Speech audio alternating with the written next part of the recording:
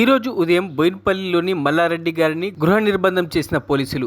Serilingampally MLA Arikapudi Gandhi ఇంట్లో BRS party సమావేశం పిలుపులో భాగంగా ముందస్తుగా మాజీ మంత్రి మేడ్చల్ ఎమ్మెల్యే మల్లారెడ్డి గారిని పోలీసులు హౌస్ అరెస్ట్ చేశారు. చలో గాంధీ ఇల్లు పిలుపులో భాగంగా బయటకు రాకుండా అడ్డుకున్నారు. బోయిన్పల్లిలోని మల్లారెడ్డి ఇంటి ముందు పోలీసులు మోహరించారు. బీఆర్ఎస్ ఎమ్మెల్యే అని చెప్పుకుంటున్న గాంధీ ఇంటికి సమావేశం కోసం వెళ్లడానికి ఆంక్షలు ఎందుకు పెడుతున్నారని, నిర్బంధాలు ఆంక్షలు బీఆర్ఎస్ పార్టీకి కొత్తేమీ కాదని ఈ సందర్భంగా వారు పేర్కొన్నారు. ప్రజాస్వామ్య పద్ధతిలో శాంతియుత పోరాటాలు చేస్తామని, ప్రజలకు వాస్తవ పరిస్థితులను అర్థం అయ్యాయని అన్నారు. కాంగ్రెస్ ప్రభుత్వం వచ్చేసింది, సిటీ అంతా అల్లకొల్లోలం అయిపోయింది.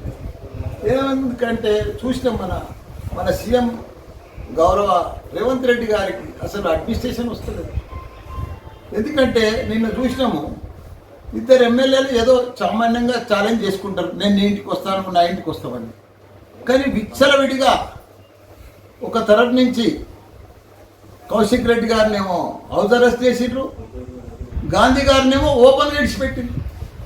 15 కార్లల్లో ఒక పైల్వాన్లు దాదాలు విచ్చలవిడిగా నడి రోడ్డు మీద సిటీలో వాళ్ళ కౌశిక్ రెడ్డి ఇంటికి వస్తుంటే పోలీస్ ఏం చేస్తున్నది, ఎవరేం చేస్తున్నారు, ల్యాండ్ ఆర్డర్ ఏమవుతుంది, ప్రజలు ఎంత ఇబ్బంది పడ్డారు.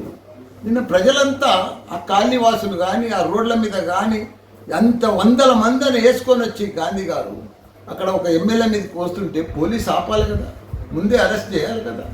వస్తుందని తెలుసు కదా, టీవీలలో వస్తూనే ఉంది. ఇంకా 4 కిలోమీటర్లు అయితే వస్తుంది కౌశిక్ రెడ్డి ఇల్లు, ఇంకా 3 కిలోమీటర్ల దూరంలో ఉండే గాంధీ అని పేపర్ టీవీలలో చెప్తూనే ఉన్నారు. అంటే అప్పుడే అరెస్ట్ చేయొచ్చు కదా.